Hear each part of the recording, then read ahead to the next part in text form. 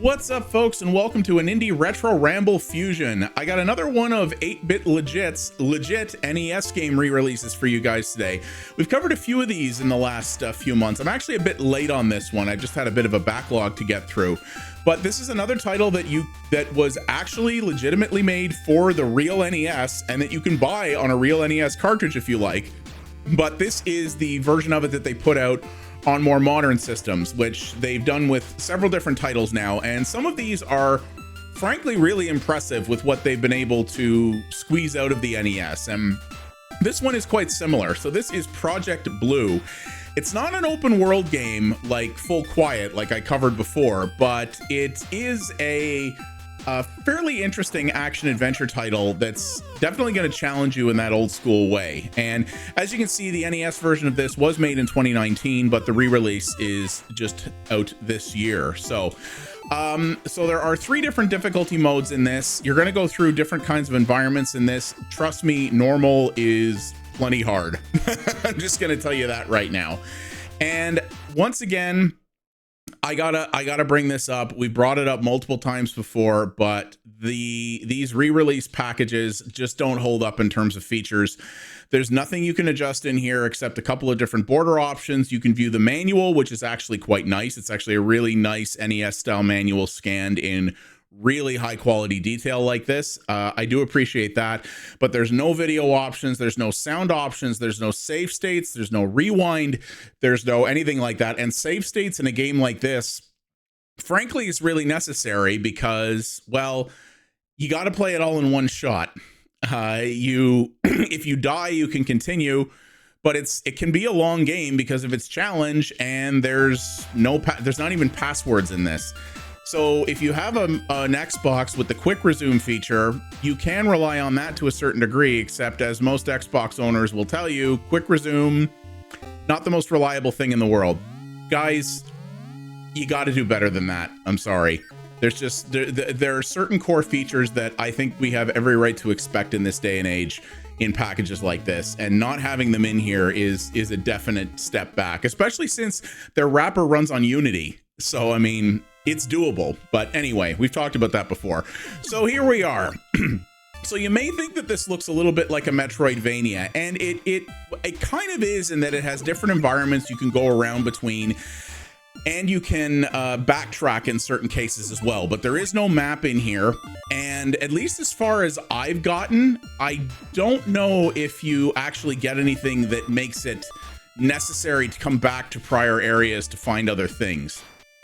But you will go through and fight a number of different enemies in these sort of different environments, and the story of this game is that basically you are a subject who was kidnapped, and crazy genetic experiments were done on you. You broke out, and now you're trying to get out of the facility effectively. A pretty simple story, but that's perfectly fine for a game like this, I think. And you're going to go through these different environments with have all these different hazards and traps you have to deal with, and there are a number of different enemy types in this, as you can see. So some of them shoot at you, some of them are invulnerable, some of them track you. There's all different kinds of things that you're going to have to deal with here. And you do have lives in this, and there is a credit system, which is it's basically like Mario. If you pick up 100 of those coin type things, you get an extra life. And there are some upgrades and energy stuff that you can get as you go as well. So as you can see here, this enemy doesn't shoot at me, but he's invulnerable. And you do have a health meter down below. You can pick up additional hearts as you go to fill it up. You don't actually start with it full, which is kind of interesting. And it's something you're gonna have to pay real close attention to, because like most old school NES games, this game is not forgiving. It is longer than most NES games, but it will punish you. You lose a whole heart if you get hit by an enemy, and you may have seen several of them so far because I'm early in the game, but later on these are not all super plentiful either. So something you gotta keep track of. One of the nice things is that when you die, as long as you don't continue, you don't actually lose any of the money that you've picked up. So you do have an opportunity to die and still work on getting your extra life. But later on, I find you're gonna you die fairly often. I only ever got one extra life ever in this, and it was pretty early on, and then I never managed to get another one again. You will reach certain checkpoints where you are able to continue if you run out of lives that will take you back. So there are multiple kinds of checkpoints. So there's checkpoints that you'll start at if you just die straight up. And then there are checkpoints that are more sparse that you will respawn at if you run out of lives and have to continue. So you don't have to start the whole game over if you completely die, but you usually will have to go back a decent amount. So that's something you have to keep in mind as well. So here we go. I just picked up some energy there, which basically juices up your shot for a limited amount of time. As you can see, every time I shoot it, I'm losing one of those things, but this makes you a bit more powerful. You don't have to shoot as much to take out enemies. So yeah, it will get quite challenging even on the normal difficulty in this, and you're gonna have to learn. There are bosses in this. You're gonna have to learn enemy fire patterns and things like that in order to deal with them. As you can see here, there are blocks that can actually be shot, and in certain environments you're gonna have to make sure to do that strategically in order to be able to have certain things happen the way you need them to happen in order to progress. You know, I think this is pretty cool for an NES game in terms of, I think the color palettes that they chose for this are kind of unique and inventive. The environments are definitely cool. It is all this sort of single screen stuff. It's not hard. It's not continuous scrolling. It's going in between different rooms, which is okay. There's nothing necessarily wrong with that. And each room is really kind of a puzzle. And that's the thing with this. This game, to me, really feels much more like a puzzle game than an action adventure game. And that's where I think it differs from a lot of traditional, you know, action platformers or Metroidvanias that you might have experienced on the NES back in the day. That's where things change up a little bit. And as you get further along, the biomes will change, and you know, additional types of environmental hazards will show, like these conveyor belts here. Some of this almost feels a little Mega Man-ish in terms of the environments, definitely not in terms of the gameplay. This is not attempting to be a Mega Man game, not at all, actually.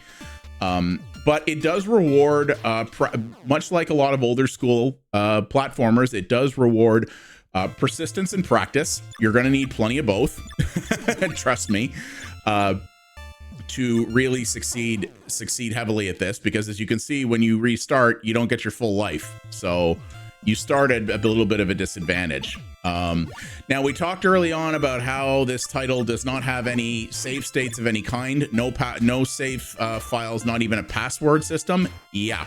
So you don't have to beat the whole game in one sitting or in one set of lives. And you do have unlimited continues, which is nice, but the game wanted you to beat it all in one sitting.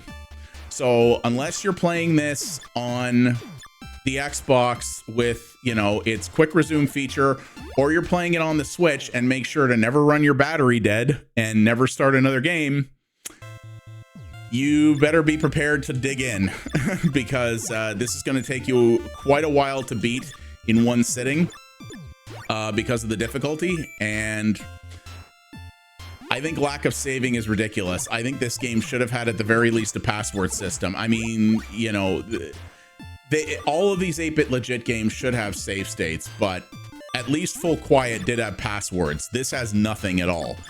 And that may be a legit design choice. And okay, I don't think you need to do that in this day and age, but that's up to the designers. But yeah, for people trying to play this on modern systems and who you want to convince to buy an older school game like this on a modern machine, who aren't hardcore retro enthusiasts, I think you're handicapping yourselves there in terms of your appeal and your accessibility to modern audiences.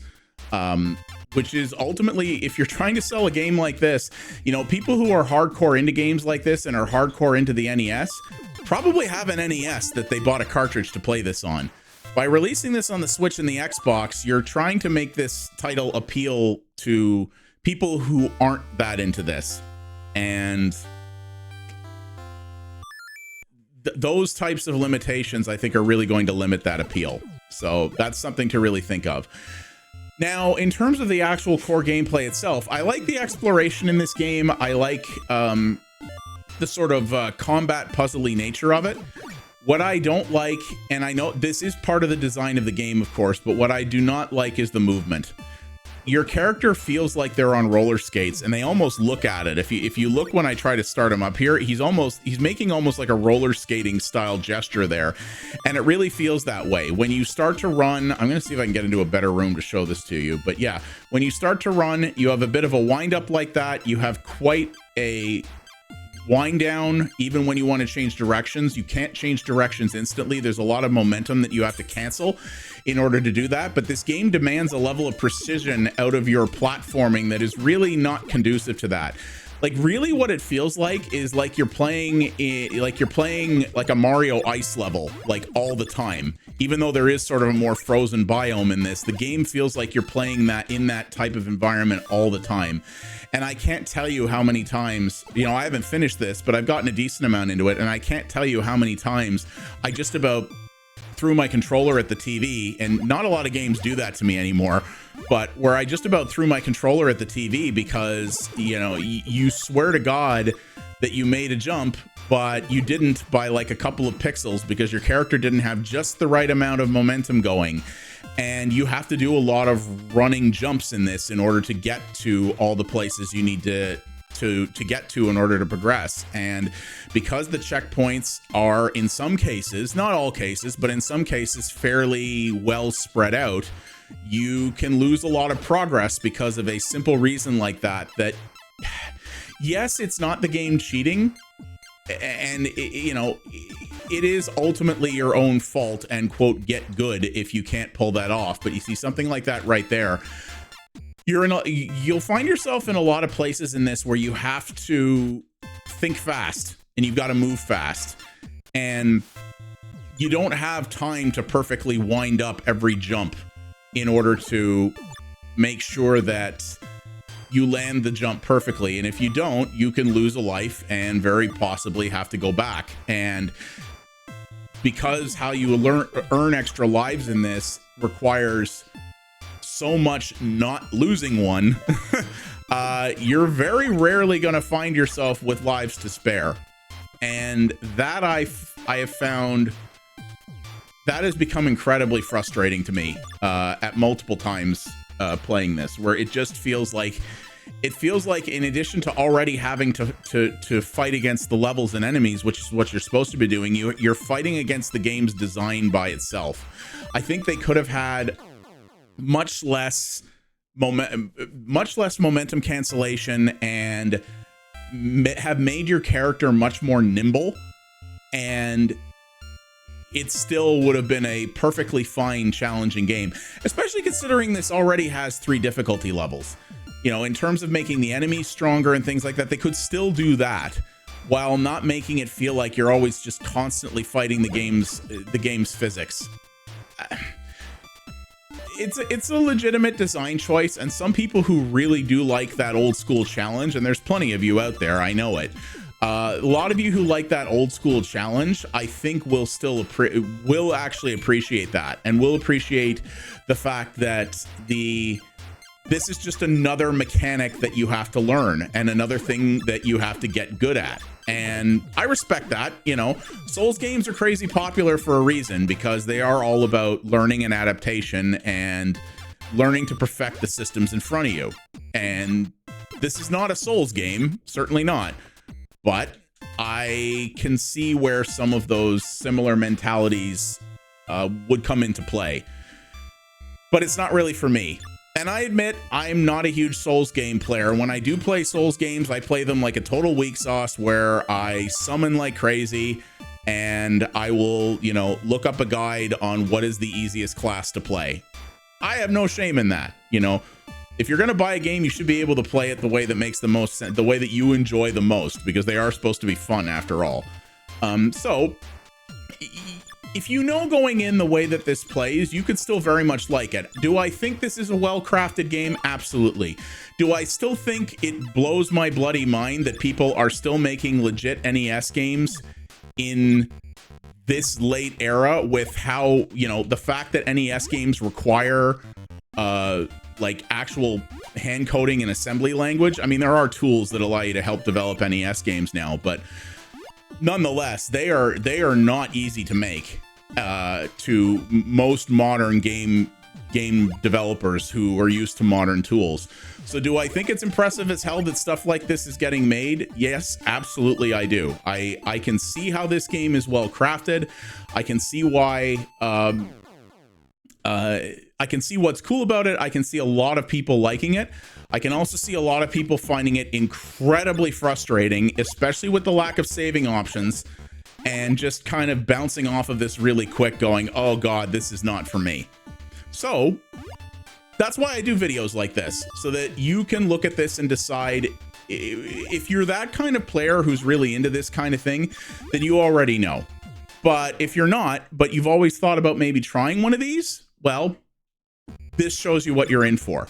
I really do hope that 8-Bit Legit is working on improving their wrapper for this in the future to add a lot more of the options that are pretty much universal in most other retro collections, because I do think if this had at the very least a password system or a save system added so that you didn't have to beat the whole game in one session, I think that would go a long way to making this more appealing to people who didn't grow up with this stuff and maybe aren't necessarily into these now, but would have an interest in trying them out. I think that type of accessibility is really important, and I think they really need to put some effort into that. I've told them as much before, and they said they welcome the feedback. They didn't commit to making any changes in that regard, but they do listen. I know they do. So there we go, and that's a health upgrade that actually brings with it a full heal as well, which is always very nice. So yes, could they do better on some things? Absolutely. Is this game still really impressive and something that I think people into this should check out? Absolutely. Just like all the other releases that they've put out. You know, Full Quiet's a game that was a little too hardcore for me to finish, but they still to this day quote me on Twitter. One of the quotes from that video was, "It's amazing what they've managed to pull off on an NES." And I stand by that to this day. And this is impressive too. There were a lot of games that came out from much larger, well-established publishers back in the NES era that couldn't hold a candle to this. So, you know, there was a lot of junk on the NES, and there were some real masterclass titles too. And to see, you know, modern indie game makers punching at the same level that you often saw from the likes of some of the heavy hitters back in the day is really something. So that's what you've got here as well. Just know what you're getting into. So yeah, that is Project Blue. It is out now. I'm playing the Xbox version of this. It is out on the Switch as well as the PC actually, which is kind of cool. Not all of these have come out on PC, so there is an option there as well. Not sure why these don't all come out on PlayStation, but maybe it will at some point. And needless to say, if you wanted to play this on PC, it would run, you know, it'll run on literally anything. So as long as you can run Windows and Steam, you could easily run this. So there's lots of accessibility there too. Yeah, it's interesting, and I'm glad this stuff is still getting made. But even as an old school gamer, I don't know if I think this is a little too rich for my blood in terms of complexity. So thank you very much for watching, everybody. I do appreciate it. If you like what you saw here, please do all the normal YouTube things. Those really do help the channel out a great deal. Leave a comment down below. Tell me, does this interest you? Are there other games of this type that are coming out, like these sort of modern old school games that you either know of that are on these systems or would like to see on these systems?